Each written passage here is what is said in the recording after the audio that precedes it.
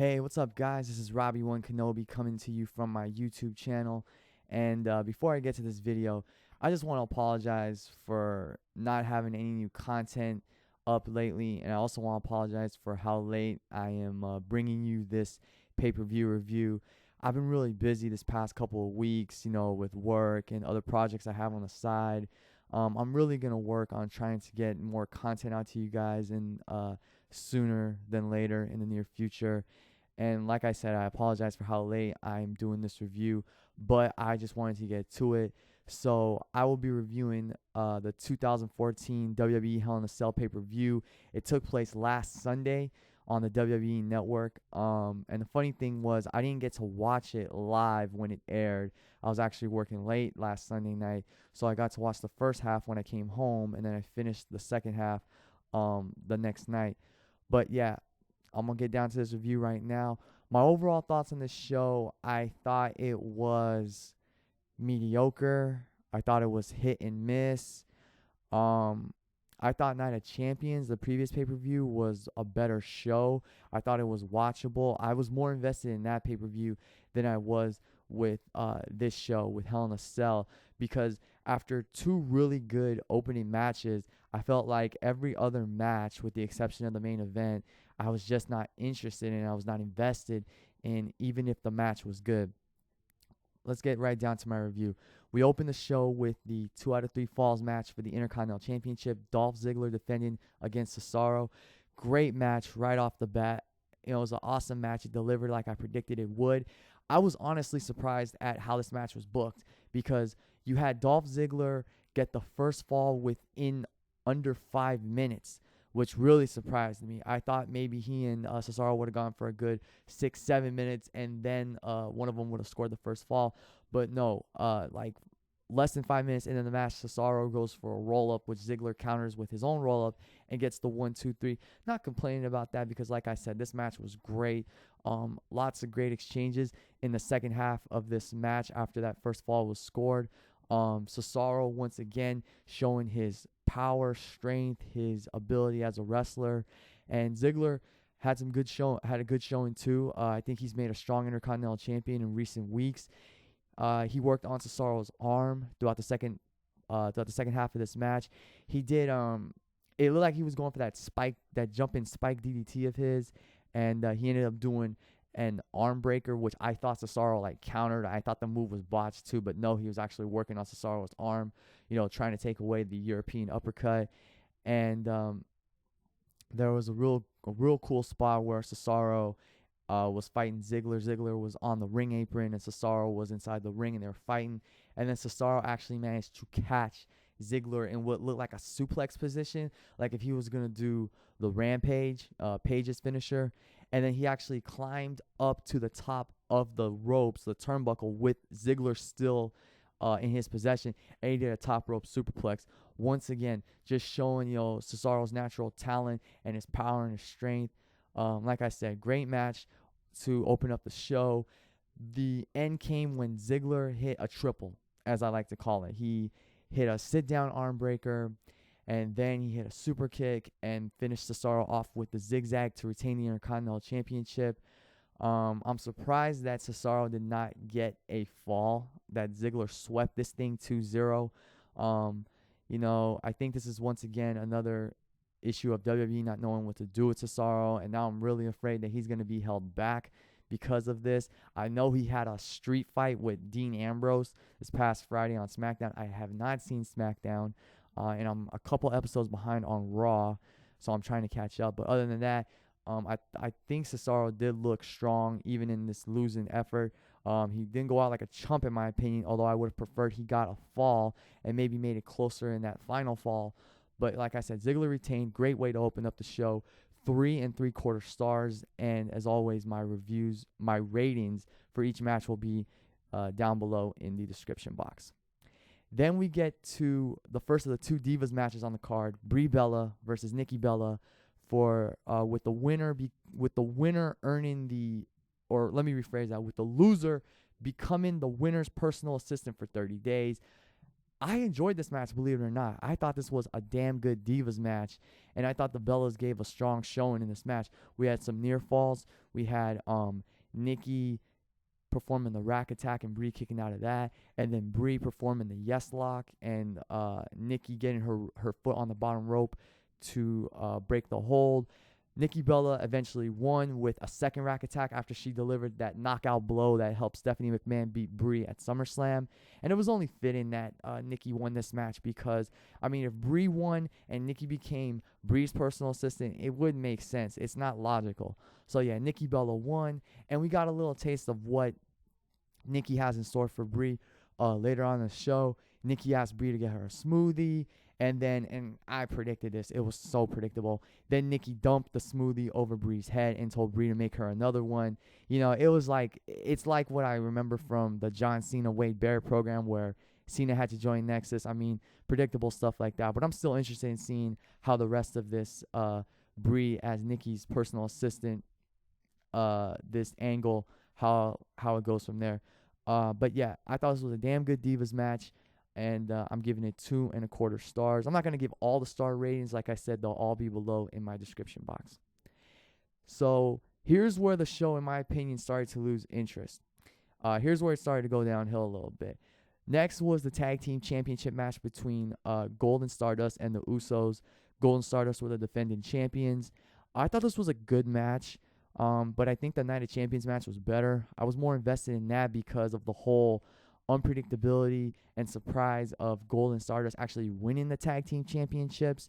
There's not really much more I can say about this match. The ending was kind of weird just because of how it played off. I know Goldust was going for a suplex on one of the Usos. I'm not sure which one because I have a hard time trying to tell these guys apart. And then that Uso was going to counter it, and Stardust was in the corner, and Stardust actually kicked that Uso in the butt cheek, and that allowed Goldust to hit the final cut, I think it's called, where he does it's like a suplex, and then he does a spinning neck breaker for the 1, 2, 3. So Gold and Stardust retain the tag team championships. I don't know if we're going to see another Gold and Stardust versus Uso match on pay-per-view.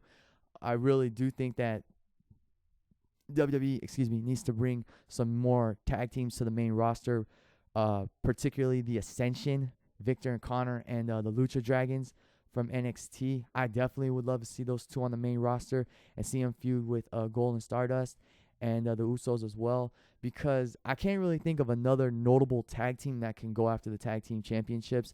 Maybe Harper and Rowan for one last run, just to see that for like nostalgic purposes in terms of, the Wyatt family being broken up and Harper and Rowan going on their own. But eventually, I'm predicting Gold and Stardust will lose the tag team championships, and then eventually we'll get a split between them, which leads to Cody Rhodes versus Goldust, which we've been wanting to see for a while. We may even get that at WrestleMania 31. But yeah, good tag match. I don't think it was better than the Night of Champions match, and that's pretty much it. Then we get to the first of the two Hell in a Cell main events, John Cena versus Randy Orton, with the winner receiving a future world title shot at Brock Lesnar. I thought this was a good Hell in a Cell match. I'm going to give Cena and Orton credit because I really didn't expect much from this match, especially for how long it went. It was like 25 minutes. I thought it was a good Hell in a Cell match, but I did not think it was great. I didn't think it was horrible, but I don't think it was great as well.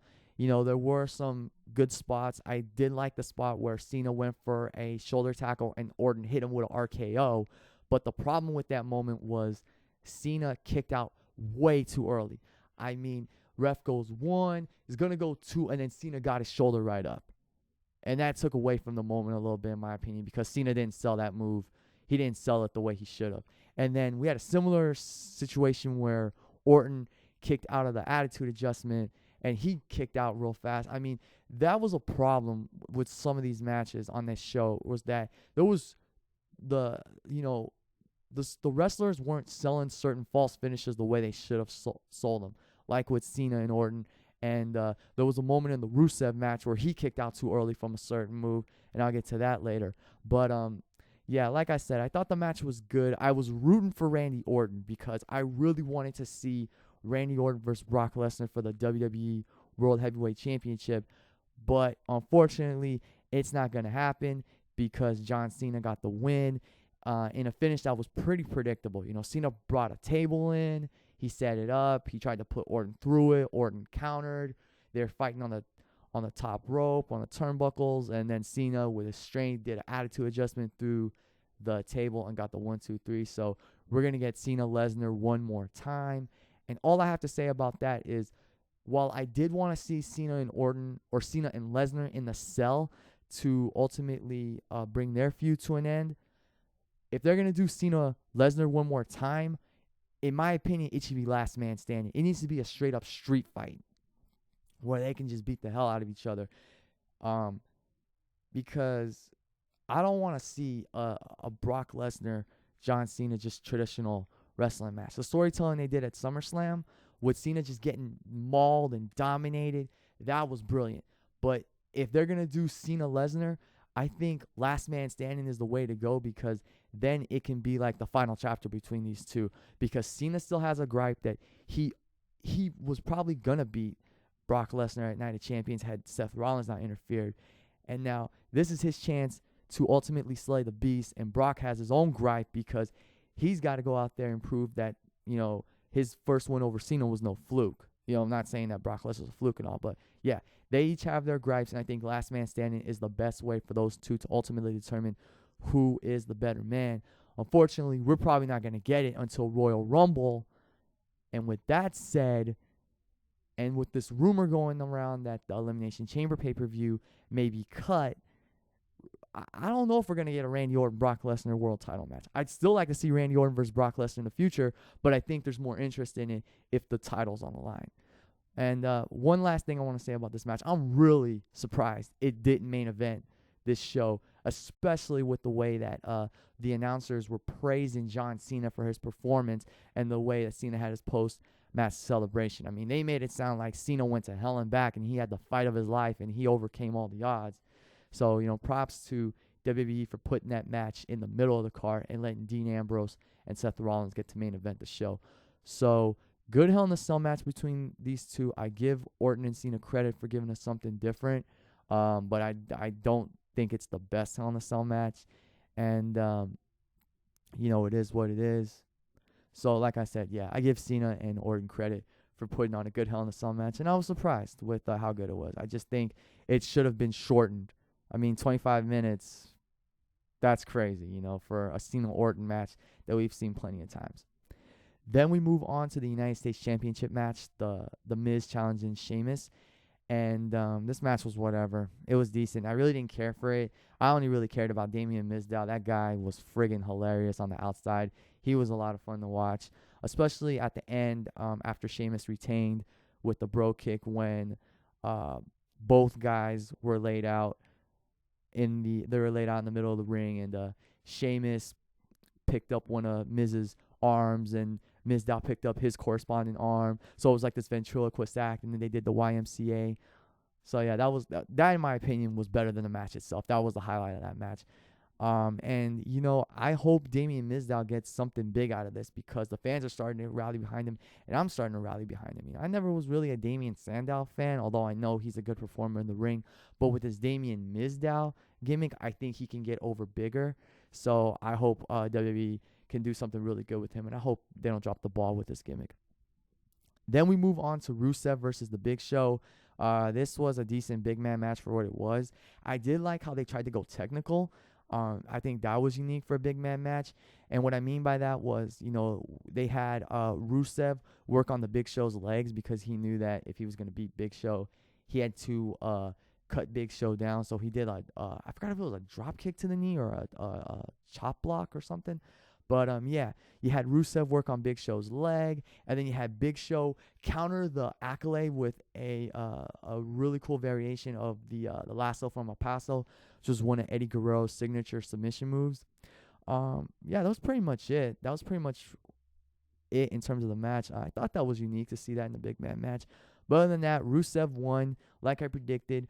Mark Henry did come out, and I thought Mark Henry was going to turn heel and attack the Big Show, but he didn't. He actually got on the apron, and Rusev knocked him off. But last Monday on Raw, Big Show and Mark Henry, they had their falling out. Big Show, or Mark Henry turned on the Big Show. So, yeah, we got the Mark Henry heel turn. But Rusev wins. He's still undefeated. And as of last night, Rusev is now the United States champion. I actually got a breaking news notification on my phone that said Rusev beat Sheamus. And I was really surprised. But then I was like, why did they do it? They did it on this, like, I guess, Raw after show or something on the WWE Network, which I haven't found because I just signed in and I couldn't find it on the network.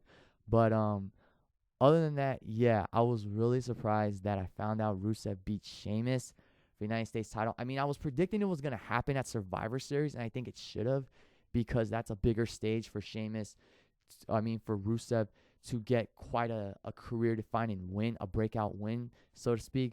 But yeah, Rusev is now United States champion, and I'm really looking forward to seeing where they go with this. Like, they're probably going to rechristen that belt the Russian Superpower Championship or something. But I'm really looking forward to seeing where Rusev goes as a United States champion. Then we move on to the Divas Championship match. AJ defending against Paige. This was another decent match. And, I don't know why these two women aren't given the right amount of time that they need to have a really good Divas match. I think they can have a really good Divas match. I thought their SummerSlam match was good for the most part, but once again, decent.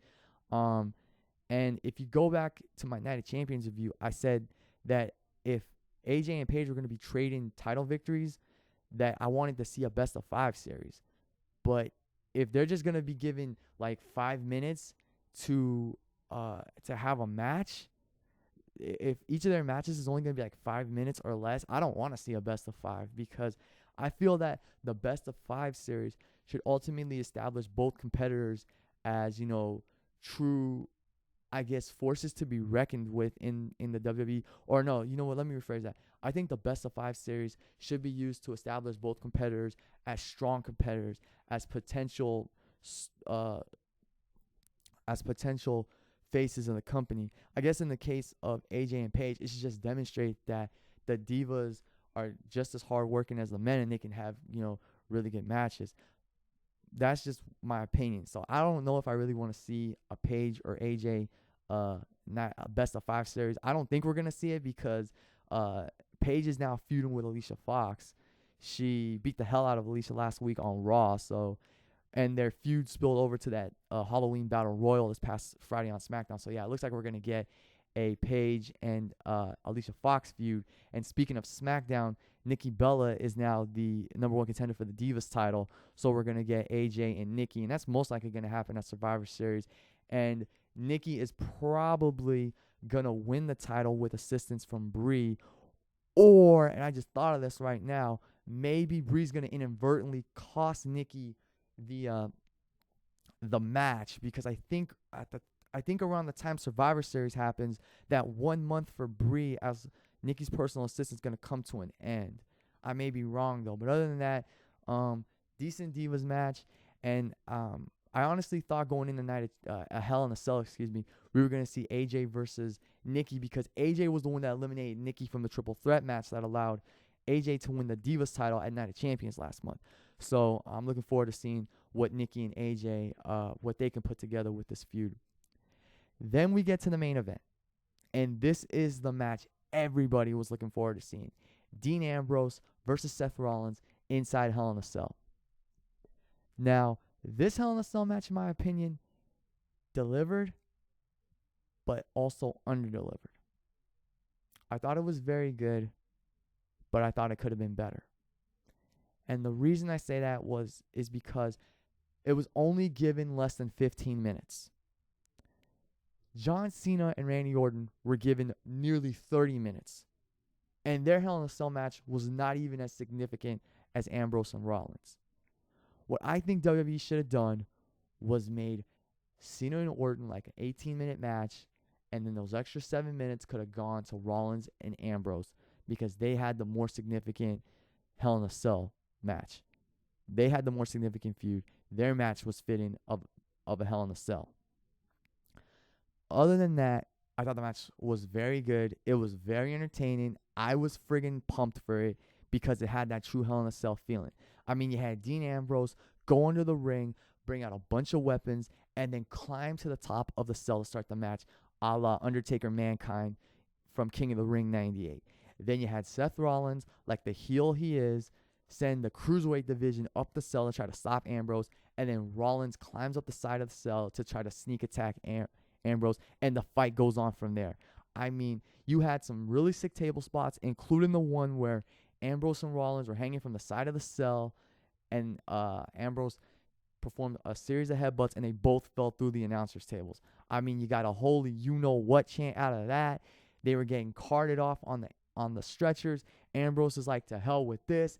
Continues to beat the hell out of Rollins. I mean, it was a very fun, very good Hell in a Cell match for the most part. But if it had gotten more time, it would have been even better. That's why I said it delivered for the most part, but it also underdelivered. And then we get to the finish. Now, I know there are people who have mixed reactions about this feeling. A lot of people didn't like this ending. Some people thought it was cool. I'll get to my opinion right now. So you had Bray Wyatt return. First, you had Dean Ambrose look like he was going to curb stomp Seth Rollins' head through a cinder block. And then the lights went out. It went pitch black. Then you heard this demonic Latin chant. And I immediately identified it as Bray Wyatt because it's the same chant he's been using at the end of his recent vignettes. Then you see a lantern in the middle of the ring, and there's smoke coming out of the lantern. And there's this hologram, it looks like, of Bray Wyatt walking. Now, I thought that was really cool. It was creepy at times. It's fitting for a character of Bray Wyatt's caliber. And then Bray Wyatt comes out of nowhere, assaults Dean Ambrose, chokeslams him, and allows Seth Rollins to get the 1-2-3. It ended anticlimactically, and my opinion on it was I thought the lantern thing and everything was cool. I think maybe what they could have done was they could have had Bray Wyatt run in and assault Ambrose, like maybe knock him down like hella hard, and then when the lights go back up, you could have had Seth Rollins hit the curb stomp 1-2-3, get out of the cell, and then the lights go, and then it goes pitch black, and then there's Bray Wyatt again. Maybe that could have been a better way to end the match. And I know where a lot of people are coming from because this was supposed to be the culmination of Ambrose and Rollins' feud. And yeah, I feel like the ending could have been better because it was anticlimactic. Maybe they didn't even really need Bray Wyatt. I mean, I know Bray Wyatt and Dean Ambrose are not feuding, and they're probably going to have a match at Survivor Series, which I think would be great if it was a street fight just to let them beat the hell out of each other. But yeah, looking back in the match, I thought it was very good. I thought it delivered. The ending could have been better. It could have had more time. And it probably would have been a much better Hell in a Cell match. I mean, here's one other thing I want to comment on before I end this review. Dean Ambrose I felt he needed this Hell in a Cell win more than Seth Rollins did. Because I feel that if Dean Ambrose doesn't get significant pay-per-view wins, he's going to lose his momentum.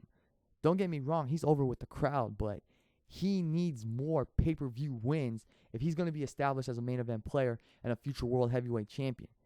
I mean, I really thought he could have won this, and he could have stuck it to the Authority by beating their golden boy, Seth Rollins. But it was booked the way it was booked. I'm not complaining, though I feel it could have been a better match if it had more time and it had a better ending. That's all I'm going to say. But in the end, I enjoyed the match. I gave it 3.5 stars, but I cannot give it anything higher than 3.5 because of what I said just moments ago. So overall, guys, Hell in a Cell 2014, mediocre show for the most part. I only really recommend the Intercontinental Championship match and Ambrose and Rollins inside Hell in a Cell. Even at 25 minutes, I can't recommend Cena and Orton because I felt like it dragged on at certain points. Overall, I'm giving the show a 6 out of 10. And you may think I'm being generous, but you know what? I was debating between this and 5.75 out of 10, but I gave it those extra points because of the Hell in a Cell match and Ziggler and Cesaro. And I do give credit to Ziggler, Goldust, Stardust, and the Usos for their good tag team match. Other than that, there was nothing real notable about this card. So like I said, I give it 6 out of 10. Tell me what you thought of the show below in the comments section. Also, if you haven't already, please click that subscribe button.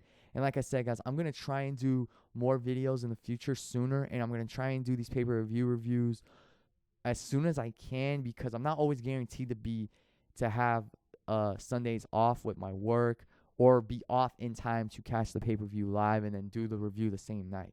But thank you guys for listening. Thank you guys for watching. Like I said, leave your comments below and tell me what you thought of the pay-per-view.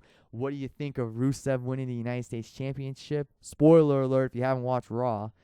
And tell me what you guys think is in store for Survivor Series. And as always, have a good day. Have a good night.